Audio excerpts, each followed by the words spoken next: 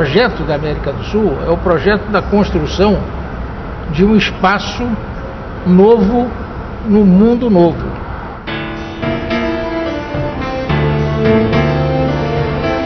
A América do Sul é o primeiro resultado do processo de mundialização, o primeiro resultado dos descobrimentos. Só por essa passagem de ter alterado o mundo, a América do Sul já fez história. ¿Hasta cuándo vamos a estar siendo la sombra de la historia? ¿Hasta cuándo vamos a estar recurriendo a la historia para los discursos? Nos acordamos de Simón Bolívar, el rato de los discursos de la integración. ¿Cuándo vamos a hacer en la práctica hechos que nos permitan integrarnos? Nosotros estamos construyendo recién una historia de nuestros países. Todavía un gran reto que es el de construir una historia verdadera de América Latina y de nuestros países, que pueda ser una historia orientadora del futuro, no solamente una historia justificadora del pasado.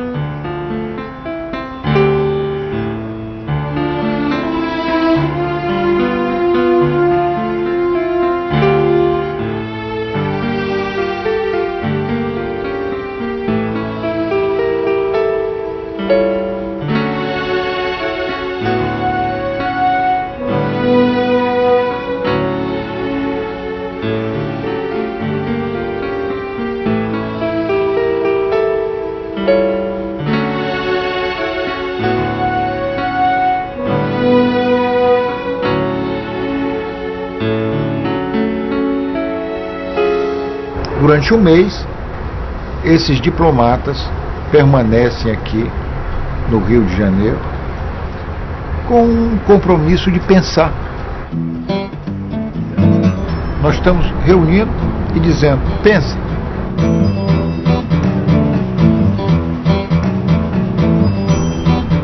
Nós temos, os sul-americanos, capacidade de fazer história ou somos apenas uma inspeção geográfica? A ideia básica do curso é conhecer a América do Sul através dos sul-americanos. Um conhecimento direto dos diferentes países, não mais feito de uma maneira triangular. Porque o que nós estamos acostumados a fazer é um conhecimento que triangula, ou pela Europa ou triangula pelos Estados Unidos. Mas nós temos que conhecer fundamentalmente através dos próprios sul-americanos, conhecer o Peru através da visão de um acadêmico peruano, a Venezuela através de um político ou de um acadêmico venezuelano. Essa eu acho que é a grande novidade do curso e a importância é esse conhecimento direto da América do Sul pelos sul-americanos. This course really helps to get a focus on the various countries and their history and their approaches towards other countries, and I have to say the very little knowledge they have of Suriname. We had the occasion to introduce Suriname to the colleagues of the course, and I think that is the contribution of this course, that we can learn to get to know each other. Me parece acertado por parte de la organización, que ha seleccionado personas que no siempre tienen un criterio predeterminado. Eso es muy importante porque entonces uno puede ver que hay variedad, pluralidad de pensamientos dentro de los diferentes países. tenemos percepciones propias de acuerdo a nuestra orientación profesional que permite entender cosas que muchas veces no se pueden publicar siquiera con respecto a los acontecimientos de nuestros países. En ese sentido, hay la posibilidad de un intercambio mucho más rico sobre lo que significa los acontecimientos y la realidad de América Latina y en particular de Sudamérica.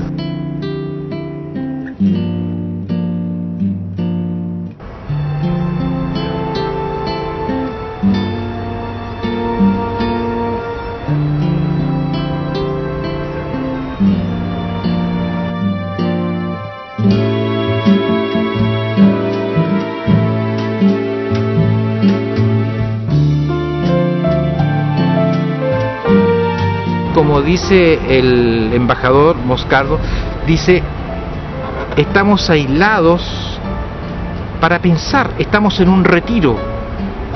Los religiosos hacen un retiro espiritual, nosotros también estamos haciendo un retiro espiritual, lo hemos detenido para pensar en integración.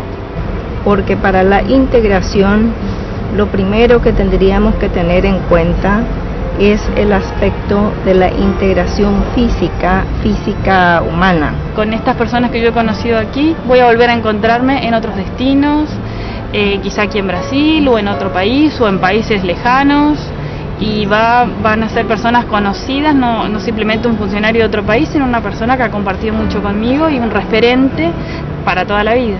Se você tiver grupo grande de diplomatas que, por exemplo, que conhecem o Brasil, que vieram ao Brasil, que entenderem melhor o Brasil, vai ser mais fácil o contato com eles nas negociações futuras que envolverão esses diplomatas. Las consecuencias yo creo que no van a ser inmediatas. Es como los procesos diplomáticos.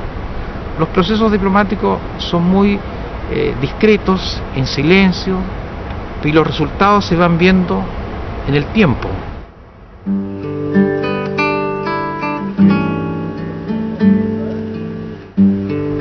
Yo estudié Derecho en Bogotá y al pasar el tiempo reflexioné y decidí que eso era lo que quería hacer, ser diplomático. Yo había pensado, al salir de colegio, estudiar psicología, pero de pronto se presenta la oportunidad de que yo pueda entrar al Ministerio de Relaciones Exteriores, y es ahí donde un viejo amor renace en mí, la diplomacia, y aquí me tienes en el Servicio Diplomático de Bolivia.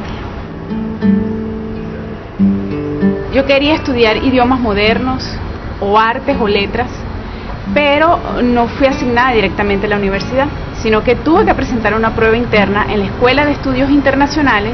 Fue entonces cuando entro a la carrera y decido ser diplomático.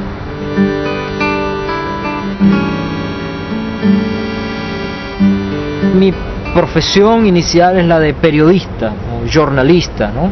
Y desde la perspectiva del periodista percibí esa gran necesidad de iniciar ese proceso de conocimiento mutuo entre los países de la región. Yo trabajaba, era profesor, pero había un curso que se llamaba Límites y Fronteras de Chile, y de ahí surge mi interés, que tal vez lo que yo he sabido, lo que conocía, lo que aprendía y lo que también enseñaba, podía ser de alguna manera útil también para el servicio diplomático.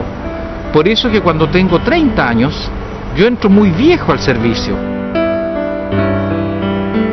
Eu tinha 21 anos e eu lia muito João Cabral de Melo Neto, e ele tinha uns poemas que eu gostava muito, e ele tinha uns que chamavam Sevilha Andando Sevilha.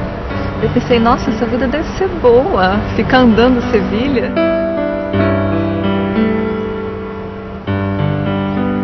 Acho que eu vou processar o Itamaraty por propaganda enganosa, porque eu nunca andei em Sevilha e trabalho loucamente. No entendía cuando chica por qué vinieron mis padres a un lugar tan lejano sin conocer, y bueno, mediante eso estoy en esta carrera. Conocer el mundo por donde atravesaron mis padres antes de llegar a Paraguay.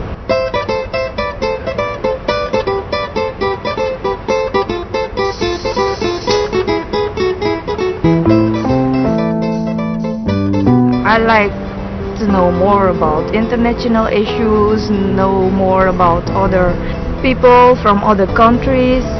That's why I decided to work at the Ministry of Foreign Affairs.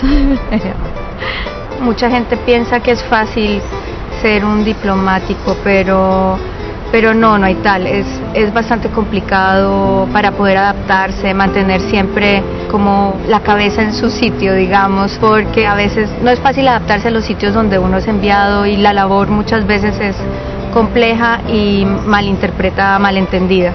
Por outro lado, ela é uma vida que é muito interessante, que permite que você esteja presente em ocasiões históricas, né, e possa conhecer e ver como é que atuam grandes atores internacionais.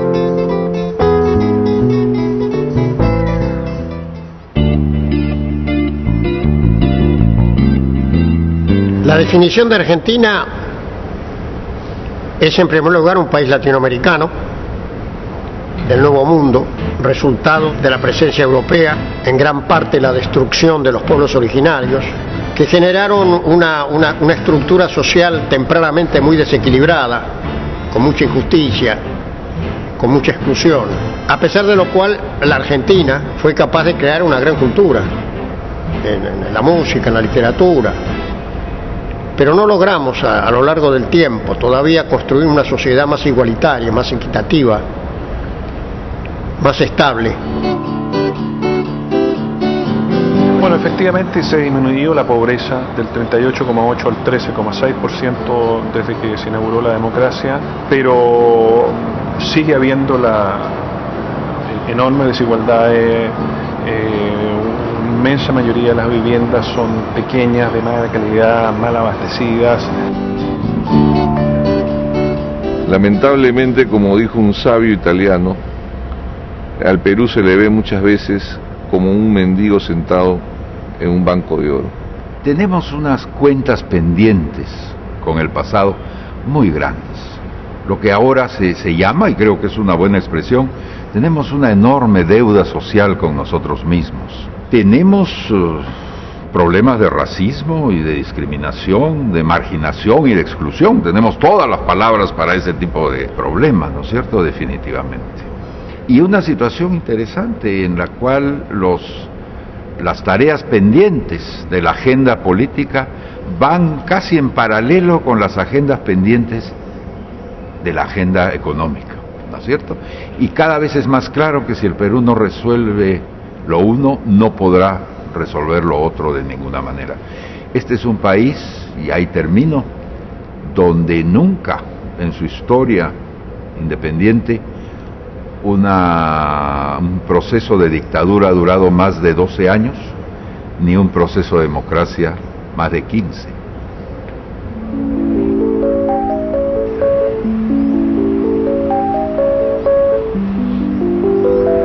Yo no comparto mucho esa idea de la Suiza de América, esta idea de una casa linda en un barrio pobre, ¿no? Yo estoy totalmente en contra de esa imagen. Creo que es una forma de vivir en el pasado.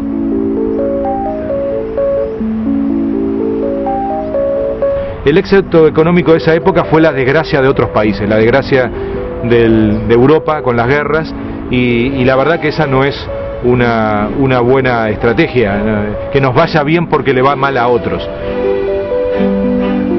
En mi opinión, lo que queda por construir es mucho más atractivo que lo que fuimos.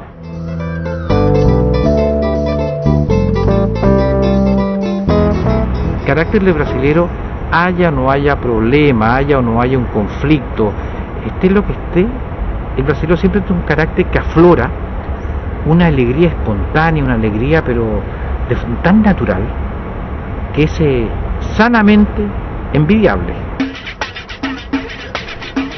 Seguimos siendo formales, conservadores, pero tal vez somos un poco...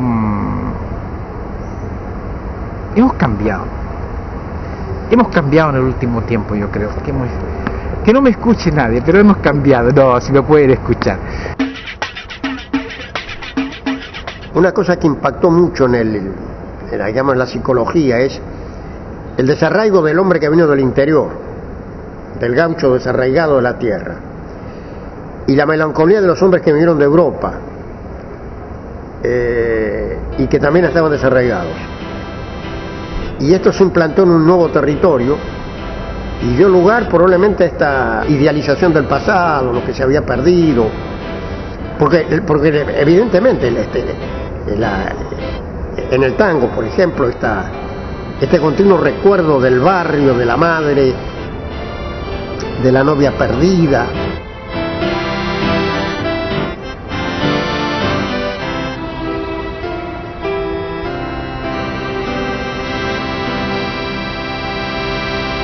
Ese es un tango, extraordinario tango, que expresa otra vez la melancolía, el reencuentro con el pasado, lo perdido. Es un gran tango, de Gardel y Lepera.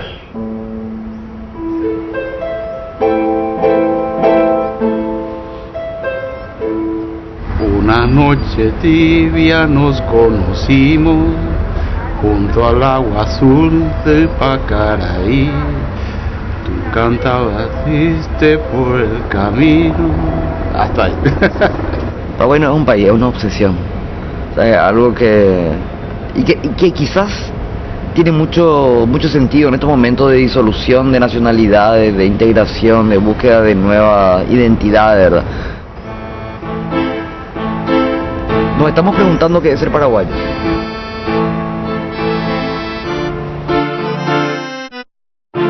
Ser uruguayo no es una condición sino una profesión.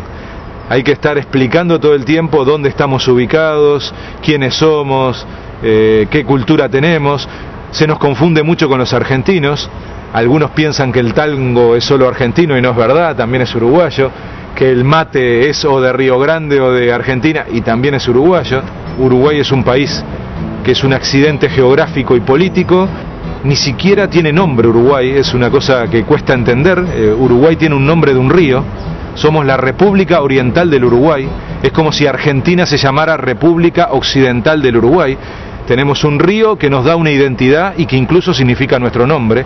Por lo tanto, para Uruguay ser parte de la región es parte de su esencia. Yo sé, por los distintos foros internacionales en los que he estado y por otros países que he visitado, que de Venezuela se tiene la imagen de que es un país de mujeres hermosas, mises, y un país petrolero con mucha riqueza. Asimismo, de Brasil se tiene la imagen de que es el país del fútbol y el país del carnaval, ¿no? Pero sigue siendo, a pesar de eso, una visión limitada, ¿no?, que tenemos sobre nuestros países vecinos.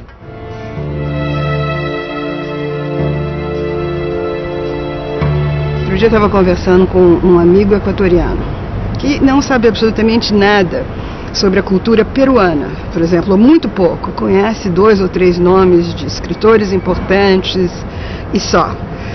Um amigo peruano conversando sobre a Colômbia, sobre os artistas plásticos da Colômbia, não conhecia os nomes, como nós não conhecemos os nomes desses países e não conhecemos, a não ser ciertas figuras muy populares do show business. Bueno, nos separa es el desconocimiento de nosotros. Nos conocemos muy poco. Si yo hablo de Bolivia, muy pocos saben dónde lo pueden ubicar o pueden considerarlo como un país probablemente conflictivo, pero muy poco se conoce de todas las potencialidades que tiene mi país. And we do not really know of our neighbors. And I think this is a very great disservice in our schools. And in the universities I've tried to change that. Your question, why we are far, how to answer such a question, because far in what respect? In let me say, in distance, in culture, in ideology. You see, these are different points to tackle. But let me just keep it geographically. In 1.5 hours, we are in Belém. And we are part of the Amazon. As you know, the Amazon comprises 8% is Brazil. Then you have Colombia, Venezuela, Bolivia, but Suriname too. So basically we are not that far.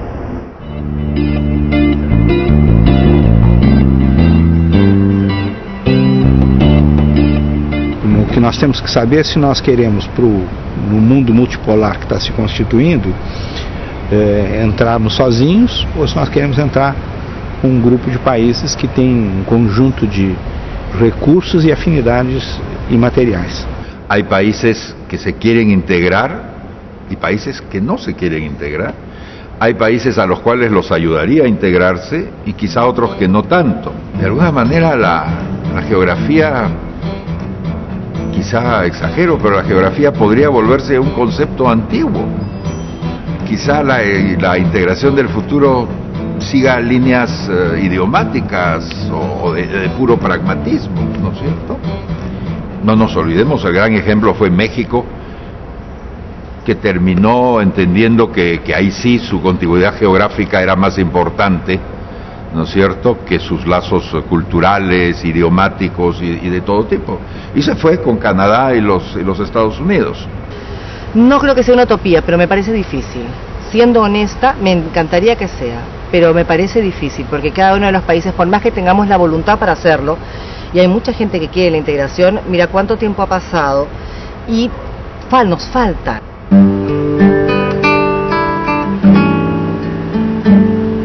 É preciso ter estradas de ferro boas, estradas de rodagem boas, um sistema de transporte aéreo eficiente. Hoje, para você poder ir daqui do Rio de Janeiro para Quito, você tem que ir ao Panamá, para depois, você não tem uma linha direta.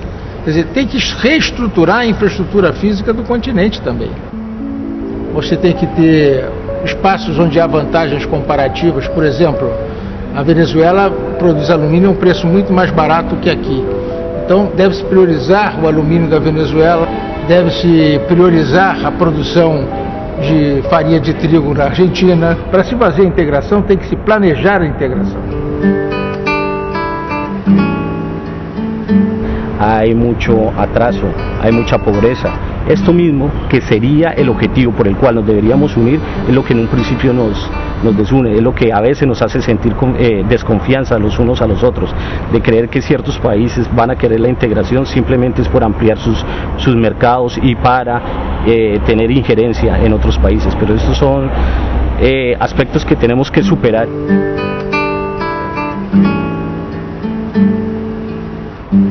Se tem um país, né, na América do Sul que poderia pelo menos tentar, né, ter a veleidade de um caminho individual, é o Brasil, pela sua extensão territorial, pelos seus recursos naturais, pelo peso da sua economia, pelo tamanho da população.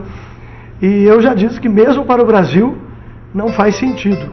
O que nos move é de fato a vontade de integrar, inclusive fazendo concessões econômicas, comerciais para os países menores, se for o caso, que às vezes é o caso, para corrigir as assimetrias.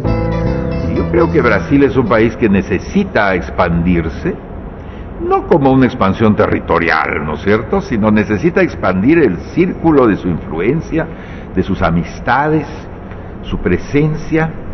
Necesita por lo menos una presencia parecida a la de otros grandes países del mundo, como los Estados Unidos, como Europa, como otros. Y necesita esto no solo por su propio provecho, digamos, en términos de mercados y exportación, también por su propia defensa, por su propia necesidad. Y entonces Brasil necesita un lugar en la región sudamericana. O que é importante levar em conta, eu acho, é que esse é um processo. Quanto mais próximos nós estamos hoje do que estivemos antes, quanto mais nós comercializamos hoje do que comercializávamos antes, quanto mais a gente vê hoje filmes argentinos do que a gente via antes. Eu acho que são essas as perguntas que a gente deve fazer quando a gente pergunta se existe um passivo, se não existe um passivo, se na verdade existem realidades e dificuldades com as quais a gente tem que lidar. La integración con futuro es la del temor de los hombres pequeños. Los hombres pequeños y los países pequeños necesitamos juntarnos, ¿no es cierto?, frente a los bloques. Y a veces es difícil ponernos de acuerdo entre las personas. Si a veces hasta en la familia es difícil, entre dos a veces es difícil, y cuando están los hijos más difícil, pero al final se llega a buen camino, a buen puerto.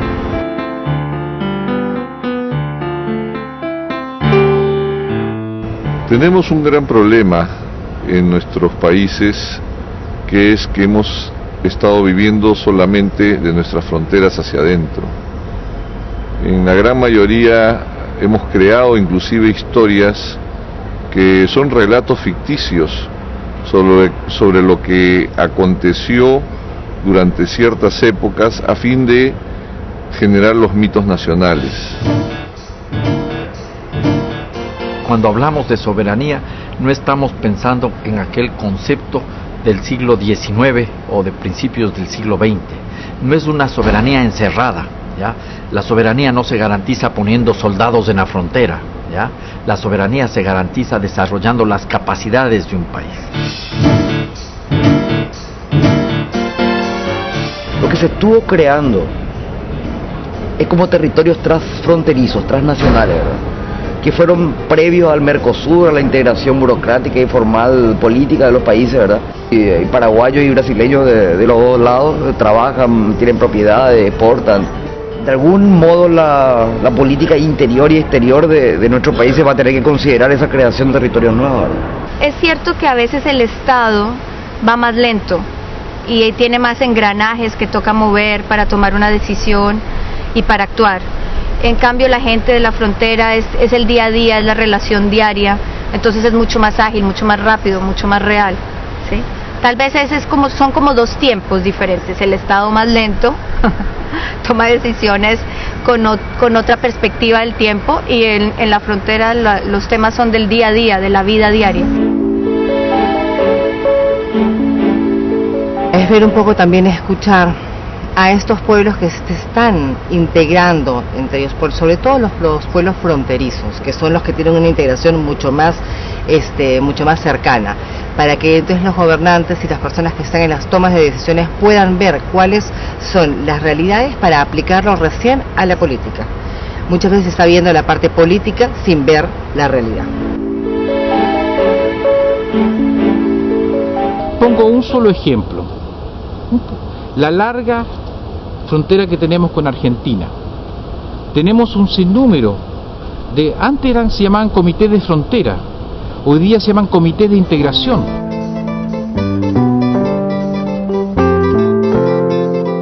El mundo actual está loco, definitivamente.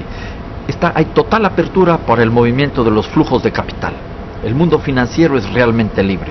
Cierta apertura, no total, para los flujos económicos, comercio, exportaciones e importaciones. Todavía hay muchas barreras y muchas limitaciones para movernos los seres humanos en el mundo. Esta es una globalización que no interesa, en la que no interesan los seres humanos, interesa el capital. Esto hay que cambiar.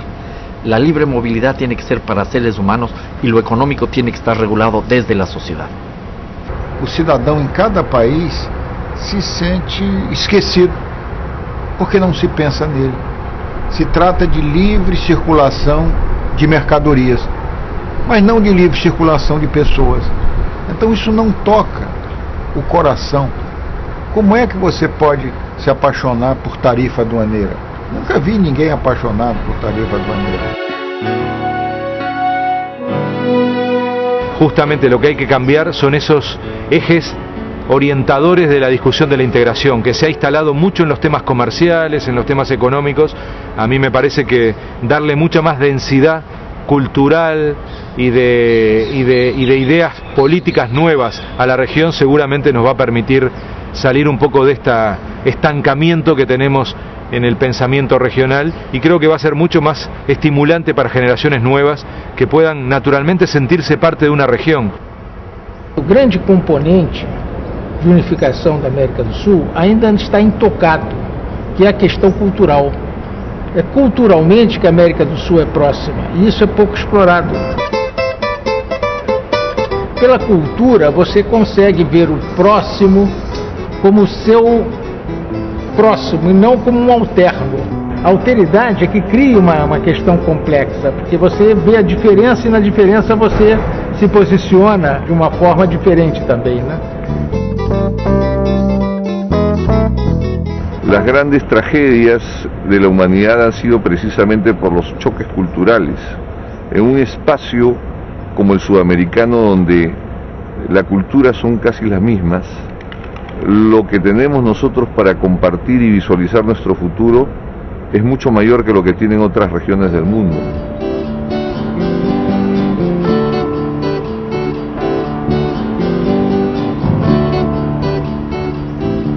Hay que empezar a pensar la producción cultural como una de las señas de identidad de producción de nuestro continente, porque ese producto ya se consume a nivel internacional. En cualquier parte del mundo se identifica nuestro continente con productos culturales muy fuertes. Sin embargo, gran parte de la infraestructura para eso está fuera de la región. Y allí tenemos a los músicos de nuestra región que terminan grabando en Miami o que terminan siendo exitosos fuera de la región. Nosotros tenemos que ser capaces de que eso sea un circuito de producción de nuestra región. Creo que ahí, sin duda, vamos a salir de esa especie de encierro en sectores tradicionales que han demostrado históricamente que no logran responder al principal desafío de nuestra región, que es desarrollarse.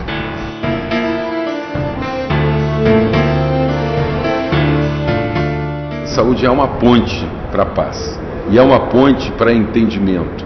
E a América do Sul já vem trabalhando junto há mais de 5 anos, com certeza, e com certeza há mais de 2 na definição de um programa comum. Nós estamos propondo aos chanceleres que levem aos presidentes o que será a primeira rede operacional, para além da rede política, evidentemente, que são as chancelarias e as presidências da República, mas uma rede temática seja a saúde. Lo que me gustaría definir a Bolivia en este momento es que tenemos un pueblo que lucha por sus derechos, ¿no? Demanda igualdad, reivindica justicia, ¿no? Y también soberanía, que es fundamental para toda sociedad, y esa es la realidad y el momento actual del país. Nosotros decimos es un pachacuti. Pachacuti es un cambio profundo. El sistema colonial coloca a los blancos arriba y a los indios abajo, y eso se ha invertido.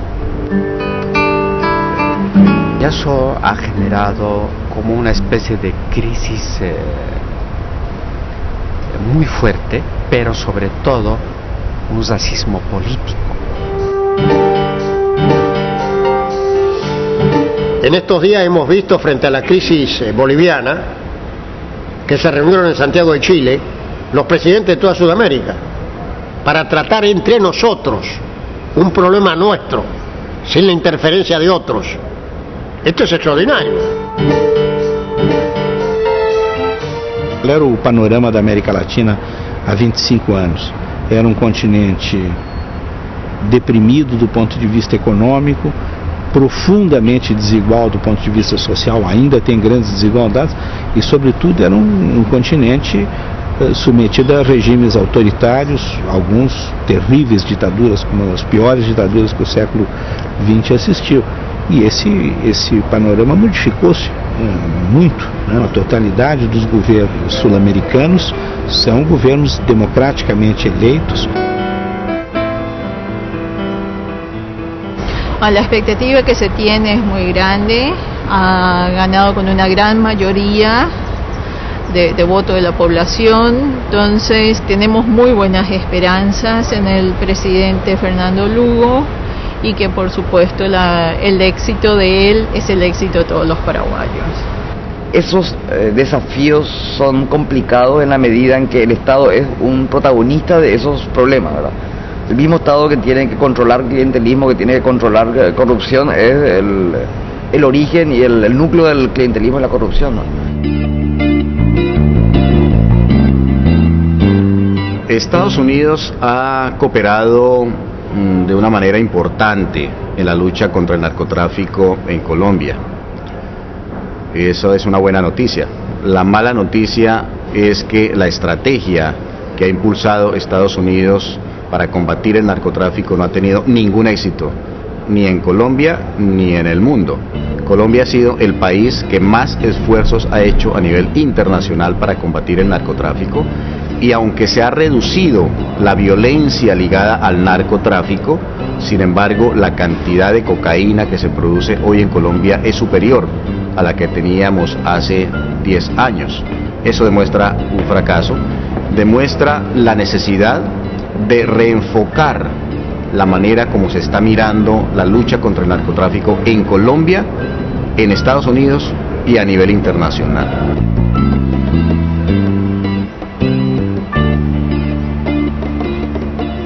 El país durante mucho tiempo estuvo obsesionado con traer las cosas de afuera, tomar créditos, inversiones extranjeras.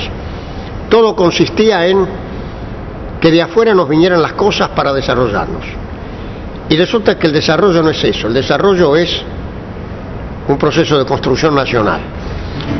Argentina se recuperó en estos años porque volvió sobre sí misma. Dejó de pedir la ayuda externa para descansar en su propio ahorro y en sus propios recursos. Y ahora tenemos por delante una serie de desafíos para consolidar lo que se ha logrado y para responder a este nuevo escenario internacional en el cual se ha derrumbado ya a nivel mundial las ideas que en la Argentina habían colapsado en el 2001-2002. Nos últimos 5 ou 6 anos, todos os países da América Latina estão com um bom nível de crescimento. Uns mais, outros menos, mas todos estão crescendo bem mais do que nos 20 anos anteriores. Eu acho que será possível a América Latina, mesmo com o impacto da chamada crise financeira, será possível a América Latina enfrentar e vencer essa crise sem deixar de crecer. La economía peruana está muy bien, está creciendo, está en las primeras planas del mundo. Es verdad, y creo que es algo que no se debe mezquinar. Pronto cumpliremos algo así como 90 meses de crecimiento ininterrumpido a lo largo de 3 gobiernos. Sin embargo, no debemos olvidar, y menos en estos tiempos de crisis, que todo eso proviene en gran medida de los buenos precios de los minerales en el mundo. 62 o 64% creo de nuestras exportaciones son minería a buen precio. Y el Perú está exportando manufactura. Y la pensamos seguir exportando todo el tiempo que China nos permita. Dos motivos pelos quais nós estamos resistindo à crise, estamos garantindo a nossa integridade, é exatamente porque nós temos hoje no Brasil um mercado interno de consumo popular. E nós devemos cada vez mais avançarmos nesse sentido, de fazer com que todos os brasileiros e brasileiras, além dos direitos básicos da nacionalidade e da cidadania, sejam também consumidores para garantir cada vez mais essa integração saudável entre a estabilidade, o crescimento econômico y el desenvolvimiento social. Bueno, ese es uno de los grandes desafíos, romper el modelo productivo que precisamente se construyó en la década del 20, del 30, luego de la crisis mundial. Nuestra región asumió un rol absolutamente patético de ser productores de materias primas, que siempre funcionan cuando hay crisis mundiales, porque el alimento vuelve a consolidarse como un elemento clave, lo fue en la época de la guerra. Eso generó una matriz productiva totalmente negativa en nuestra región, que es concentradora de riqueza y que sobre todo tiende a no fomentar la innovación. Nosotros en Latinoamérica aplicamos mejor que nadie el neoliberalismo en los años 80 y 90 y mejor que nadie vivimos sus consecuencias. Fue precisamente el caso de Venezuela justo antes de que llegara la revolución bolivariana. Nuestra empresa, la empresa más grande de Latinoamérica, PDVSA, estuvo a punto de ser privatizada. Entonces yo insisto de que tenemos todo para ser libres, tenemos todo para ser felices, lo que tenemos es que buscar el mejor mecanismo, y es un mecanismo que tiene que ser antitético a los individualismos y tiene que tratar de buscar las soluciones desde el todo, desde lo social.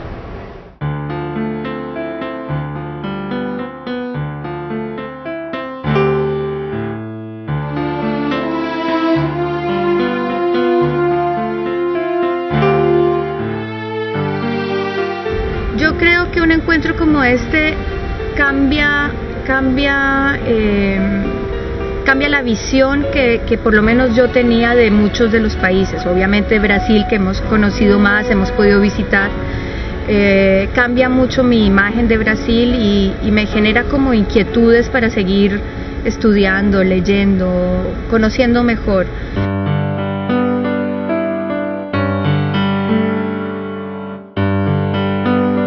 Nós estamos hoje na nave espacial Terra. Se você examinar a nave espacial Terra de uma perspectiva lunar ou marciana, como é que você vai distinguir brasileiro de argentino, de uruguaio? É a mesma coisa.